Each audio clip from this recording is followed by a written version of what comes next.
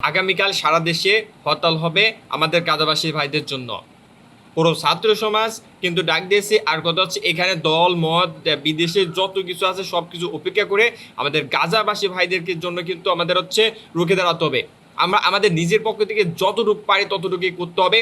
আর পুরো ছাত্র সমাজের পক্ষ হতে আপনাদের সবাইকে হচ্ছে আহ্বান থাকলো, কালকে আপনারা সবাই দলে দলে যুক্ত হবেন। যেইখানে যে স্থানে থাকেন আপনারা সেইখানে থেকেই প্রতিবাদ জানান, সেইখান থেকেই তাদের হচ্ছে পণ্যগুলো বয়কট করুন, তাদের বিপক্ষে কথা বলুন, যে যেমন পারেন সেভাবে ইসরায়েল বিপক্ষে কথা বলুন। কারণ কথা না বললে হবে না, আমাদের একজন দুজন করতে করতে তাদের কিন্তু হচ্ছে বিশাল পরিমাণ হচ্ছে ক্ষয়ক্ষতির সাধন হবে। আমাদের তো কিছু এখন করার নাই, এখান থেকে আমরা কি করতে পারি, আমরা দোয়া করতে পারি তাদের জন্য। আর তাদের জন্য হচ্ছে যারা হচ্ছে পণ্যগুলো আছে বয়কট করতে পারি, তাদের বিরুদ্ধে কথা বলতে পারি, হরতাল করতে পারি, এটুকু করতে পারি। বা তাদের পক্ষে হচ্ছে কিছু কথা বলতে পারি। অন্তত নিজে হলো বা আরেকজন হলে সবাইকে জানাতে হবে, কথা বলতে হবে।